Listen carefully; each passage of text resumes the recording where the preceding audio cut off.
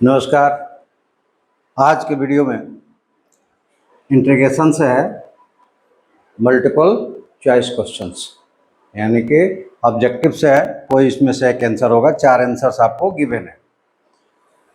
लेकिन इसको करेंगे कैसे, ये हमारी समस्या होती है, क्योंकि समस्या ना होती तो ये क्वेश्चन हम तक आता नहीं, क्योंकि ये क्वेश्चंस बहुत बड़ा नहीं है, बहुत इसमें ट्रिक्स नहीं लगाने हैं।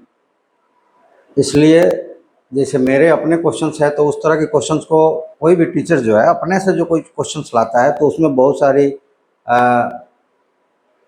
ट्रिक्स की ज़रूरत पड़ती है। ट्रिक्स मतलब कि मैकेनिज्म की ज़रूरत पड़ती है, तो वो टीचर अपने से लाता है।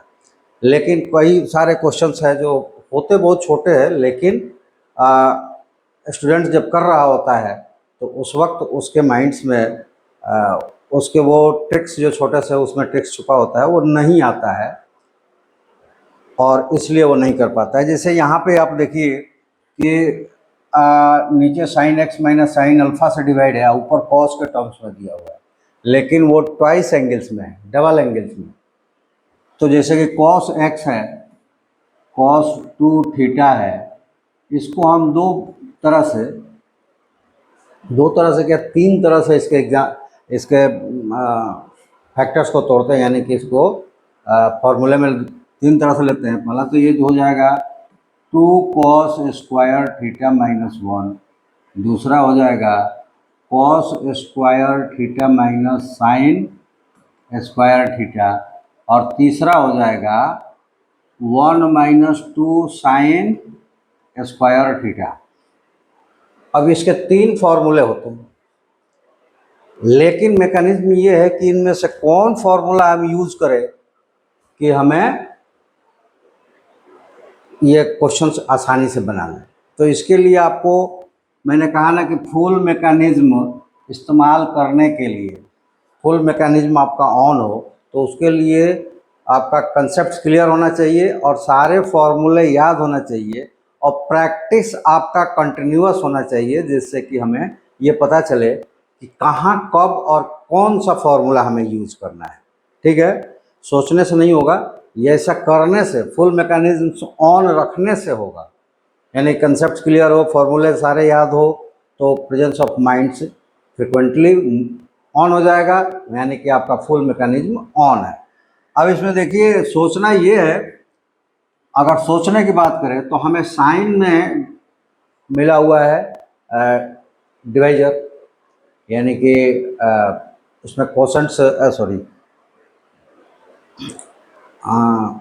क्या कहें उसको, हर जो मिला हुआ है इसमें हमें साइन वाले से डिवाइड करना है, तो नेचुरली हमें साइन वाले ही फॉर्मूले को चूज करना होगा। तो आइए उसको चूज करते हैं। यहाँ पर आप देख लिए cos I is equal to क्या हो जाएगा, तो कॉस 2x है, तो इसको हम लिख सकते हैं integration of 1 minus 2 sine square x। ठीक है, और माइनस है, cos 2 अल्फा को लिखे 1 माइनस 2 साइन स्क्वायर अल्फा। ठीक है, और डिवाइडेड बाई है sine x minus sine alpha. ठीक है, अब इसको ओपन कीजिए, जो न्यूमरेटर्स है उसको ओपन कर देते हैं, तो ये मिलेगा 1 माइनस 2 साइन स्क्वायर x और minus 1 plus 2 sine square alpha. ठीक है,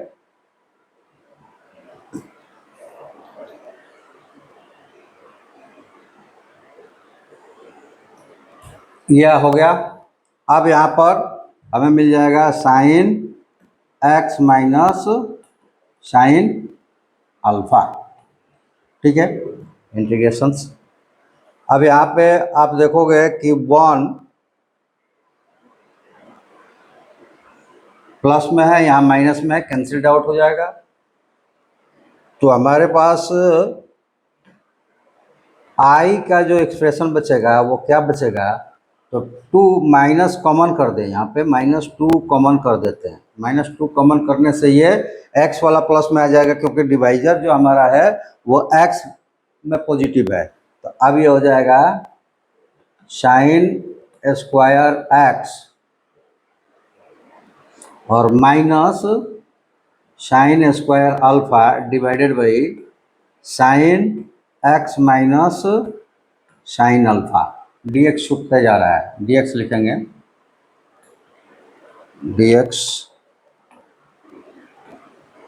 dx और ये dx। ठीक है, अब आ जाते हैं यहाँ पे, ये टर्म्स जो है इसको ओपन करते हैं। वो फॉर्मूला हमारे पास क्या होता है, तो a square minus b square is equal to a plus b और a minus B.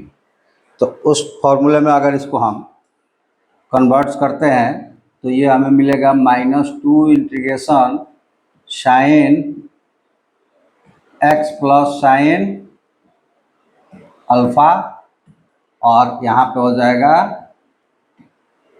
Sign x minus sine alpha divided by sine x minus sine alpha और यहाँ पे dx।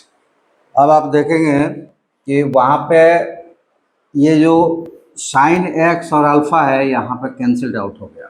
ठीक है, और दोनों कैंसिल्ड आउट हो गए, तो अब हमारे पास जो बचा i is equal to -2 integration of sine x dx और plus integration of sine alpha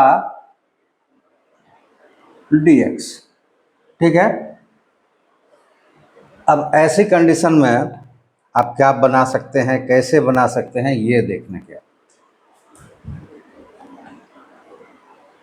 ये -2 तो इसमें मल्टीप्लाइड है, साइन अल्फा का इंटीग्रेशन क्या होगा, माइनस कॉस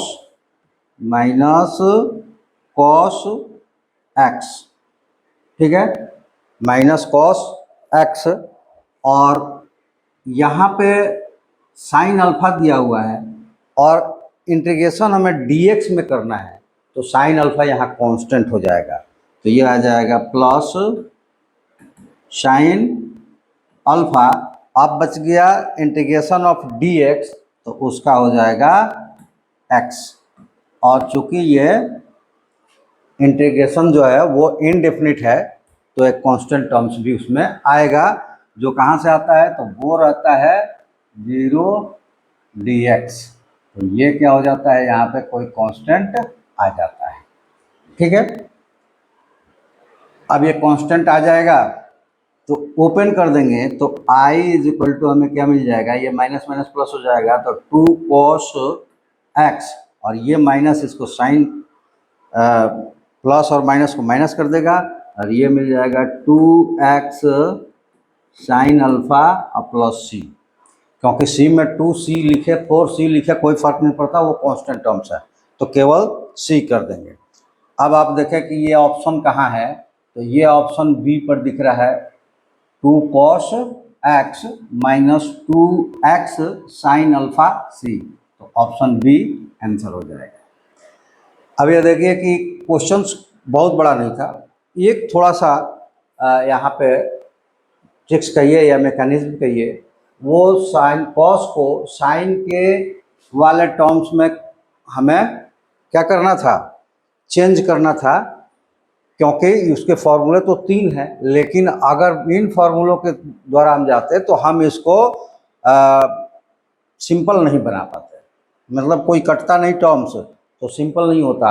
और इंटीग्रेशंस का यही तो सबसे बड़ा प्रॉब्लम्स है कि इंटीग्रेशंस में बच्चों को प्रॉब्लम्स होती है। डिफरेंशिएशन में बहुत सारे बच्चों को प्रॉब्लम्स नहीं होती है, सारे बच्चे, कुछ ही बच्चे होते हैं थोड़ा थोड़ा उनको प्रॉब्लम्स होती है, लेकिन इंटीग्रेशंस में मैक्सिमम बच्चों को प्रॉब्लम्स होती है। दोनों में अंतर ये है कि इंटीग्रेशंस में अगर डायरेक्ट फार्मूले पर क्रिएट नहीं करोगे तो उसका आंसर हम नहीं लिख सकते, और डिफरेंशिएशन में क्या होता है कि चेन रूल चलता है, एक दूसरे के टर्म्स में करते हम चले जाते हैं। तो प्रैक्टिस, कंसेप्ट्स और फार्मूला मिलकर जो मैकेनिज्म यूज होता है, यानी कि presence of mind full active mode में होता है, इसके लिए आपके पास कंसेप्ट्स, फॉर्मूले और डेली प्रैक्टिस ये होना ज़रूरी होता है। तो ये आपके पास अगर आप करते हैं फिर भी आपको किसी क्वेश्चंस में प्रॉब्लम्स आता है तो इस चैनल्स को आप सब्सक्राइब भी करें, लाइक शेयर करें और कमेंट्स के रूप में अपना क्वेश्चन हम तक पहुंचाएं। जैसे अभी ये पूछा गया था उसका आंसर्स जा रहा है वीडियो के माध्यम से और टेक्स्ट के माध्यम से उनको पहले ही नोटिफाई कर दिया गया है, बता दिया गया है जो पूछा है। क्योंकि जब आप क्वेश्चंस पूछेंगे हमारे पास समय होगा तो एज इमीडिएट आपको आंसर्स उसका बता दिया जाएगा फोटो के द्वारा, मैसेज के द्वारा। और लेकिन उस क्वेश्चंस को जैसे ही हमको समय मिलेगा वीडियो के माध्यम से भी आएगा। तो इसलिए आप क्या करें, सब्सक्राइब करके और बेल आइकन को प्रेस कर लें ताकि हर नोटिफिकेशन हमारा आप तक पहुंचे और आपको जो ज़रूरत है वो अगर ज़रूरत है तो आप उसको देखें, दूसरे क्वेश्चंस भी देखेंगे तो आपका ज्ञान वर्धन होगा, ज्ञान में वृद्धि होगी, ज्ञान में बढ़ोतरी होगी, कुछ नुकसान नहीं होगा। ठीक है। अगर आपके पास ये साधन मौजूद नहीं है कि कंसेप्ट कैसे क्लियर करें, फॉर्मूले एक साथ नहीं कर पाते हैं या किसी तरह की प्रॉब्लम होती है, तब आप हमारे साथ आकर प्रैक्टिस कीजिए। गूगल पे जाइए, ielts.co.in को लॉगिन कीजिए, पेज खुलेगा, पेज को स्क्रॉल कीजिए, सबसे नीचे लेफ्ट में आपको एक ऐप दिखेगा इलिप्स सक्सेस पॉइंट का, और वो ऐप डाउनलोड कीजिए और अपना जो भी कोर्स हो, चाहे स्कूलिंग कोर्स हो चाहे एस्पिरेंट्स हो, यानी स्टूडेंट या एस्पिरेंट्स कोई हो, सारे कोर्सेस वहाँ अवेलेबल है। अपने जो चॉइस का कोर्स है यानी कि आपका जो कोर्स है उसको आप चूज करें, साइन अप करें और उसकी कुछ फ़ी है भर लें। ऐप आपके मोबाइल में आ जाएगा, बार बार आपको ढूंढना नहीं पड़ेगा और आप हमारे साथ जुड़कर वो प्रैक्टिस कर सकते हैं, अपना मैकेनिज्म फुल ऑन कर सकते हैं।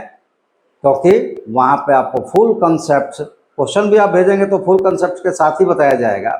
फुल कंसेप्ट सारे फॉर्मूले एक जगह एकत्रित करके यानी कि उनको समराइज करके और उन पे प्रैक्टिस करवा के आपके पूरे के पूरे कंसेप्ट को क्लियर कर आपके प्रेजेंस ऑफ माइंड्स को एक्टिव मोड में बनाया जाता है। हम अपनी तरफ से पूरा प्रयास करते हैं कि आपके पास क्वेश्चन देखते से ही उसके रास्ते निकले कि इसका आंसर किस रास्ते से जा रहा है, फटाफट आप करना शुरू करें, न कि उस क्वेश्चन को देखकर सोचना शुरू करें कि कैसे किया जाए। तो चलिए आप हमारे साथ जुड़ सकते हैं, चाहे आप यूट्यूब पर कमेंट्स के द्वारा, सब्सक्राइब जरूर कीजिएगा कमेंट्स के द्वारा, या फिर हमारे ऐप से आप अपने प्रैक्टिस के लिए। तो आपका दोनों में ही स्वागत है। आप हमारे साथ जुड़िए और अपनी समस्या हम तक पहुंचाइए, आपका उसका फुल निदान फुल कंसेप्ट्स के साथ आपको मिलेगा। आज की वीडियो में इतना ही। Thank you. जय हिंद।